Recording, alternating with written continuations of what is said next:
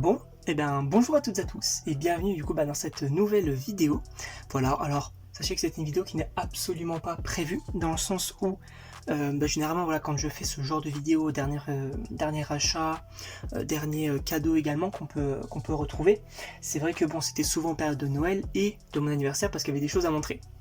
Mais là, j'ai été à des brocantes. Alors, c'est vrai que ça peut paraître un peu étrange, mais sachez que j'ai trouvé des pépites. Alors, il y a majoritairement des comics et un petit élément sympa à la fin. Voilà, donc restez bien jusqu'à la fin, vous allez voir.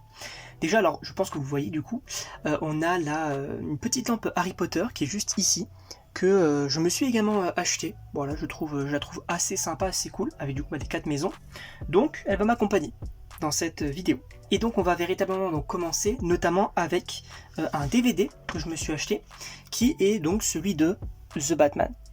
Alors je sais pas si vous allez bien voir, mais voilà, donc en gros c'est le DVD donc, de The Batman, un film que j'avais énormément apprécié, donc je me suis dit bah j'avais envie de le revoir, voilà, donc notamment en DVD, comme ça complétera ma petite collection, donc c'est plutôt sympa. Alors je vais le mettre juste ici. Maintenant, on va passer aux comics. Alors je pense pas que cette vidéo va être très très longue, mais en tout cas, c'est assez intéressant. Sachez que j'ai 5 comics, voilà. Et je les ai eus vraiment à des prix extrêmement réduits, j'ai envie de dire. Le premier, c'est une collection que je ne connaissais pas. Ça s'appelle, alors peut-être que certains connaissent, hein. Ça s'appelle donc les icônes Marvel, donc vous voyez juste en haut. Et en gros, bah là voilà, donc c'est celui dédié donc sur Spider-Man. Voilà, un comics, hein, il me semble vraiment, premier degré, je crois que je l'ai acheté 50 centimes. Donc c'est plutôt intéressant. Il me semble que c'est une histoire avec le Docteur Octopus, etc. Donc c'est plutôt cool. En réalité, je connaissais pas du tout cette collection-là, donc plutôt sympa. Je suis assez content de l'avoir eu. Alors attendez, je vais juste décaler ça, je vais le mettre ici. Voilà. On continue. Et c'est ça qui est fou, c'est que c'est aussi sur du Spider-Man et c'est à peu près la même couverture. C'est la collection, donc 60 ans, il me semble, du personnage, que j'avais eu quand même pas mal de comics. Alors attendez, hop, oula, ça a un petit peu bougé. Tac, donc là vous voyez un petit peu, alors normalement c'est celui sur apprentissage, ouais c'est ça. Spider-Man apprentissage, et si je regarde derrière moi, j'ai la mort de Gwen Stacy, la dernière chasse de Kraven, la naissance de Venom, et également Spider-Verse. Et du coup, bah, celui-ci, donc je ne l'avais pas, donc Spider-Man apprentissage. Donc ça va être plutôt sympa de découvrir ça, et j'ai plutôt hâte, sachant que j'avais pas mal apprécié comment on appelle ça, les autres volumes, j'ai envie de dire, de cette collection. Et sachant que bon, j'ai le projet, alors je vais pas trop, en vrai je peux en parler, il n'y a pas de souci. Est-ce que vous seriez chaud, parce que c'est vrai que j'ai quand même environ plus d'une 50aine de comics chez moi, est-ce que vous seriez chaud pour des reviews comics en fait? C'est un projet qui peut arriver, c'est-à-dire voilà, de parler un peu de comment on appelle ça, de l'histoire du comics, puis de donner mon avis. Peut-être que ça peut sortir, pas tout de suite, peut-être l'année prochaine, en vrai, ça peut être un truc à faire. En tout cas, on va continuer avec un comics qui m'a coûté, il me semble, 1€, premier degré. Alors je crois que le Spider-Man apprentissage, il m'a coûté 2€. Encore une fois, hein, c'est des prix vraiment extrêmement réduits, donc je ne pouvais en limite pas passer à côté. Mais donc là, un comics qui m'a coûté 1€. C'est donc le comics All New X-Men tome 1. Voilà. Alors moi, concernant les X-Men, j'avais eu le tout petit comics un petit peu récapitulatif avec pas mal d'histoires et tout, et c'était assez sympa. Donc là, j'ai bien envie de me refaire ça, et c'est pour ça aussi j'aimerais bien possiblement du coup en parler dans des reviews comics, donc ça peut être plutôt sympa, même me refaire des comics que j'avais lu déjà à l'époque, donc ça peut être plutôt cool. Et je vous invite aussi évidemment déjà à vous abonner et à aller faire des brocantes en vrai. Alors mais évidemment il y a de fortes chances que vous ne trouvez rien comme moi la plupart du temps, mais il y a parfois des moments où tu peux trouver des petites pépites. Donc, plutôt intéressant, et d'ailleurs comme l'objet de fin que j'étais extrêmement content d'avoir, premier degré. Alors, on va maintenant passer à l'avant-dernier comics, donc c'est du Moon Knight. Et alors déjà, la couverture, je la trouve vraiment incroyable, il est fou, tout simplement, il est vraiment très très fou, j'adore le dessin. Et du coup, voilà, un petit comics Moon Knight, pareil, je l'ai eu à... Alors je me souviens pas exactement du prix, mais je l'ai eu vraiment pas cher, donc je me suis dit, j'ai beaucoup aimé le petit comics, je crois que c'est les Marvelverse, petit récap et tout sur le personnage. La série, moi, bon, j'avais pas forcément trop kiffé, mais le personnage j'avais bien aimé, donc pourquoi pas. Et j'ai très hâte d'ailleurs donc de le lire également.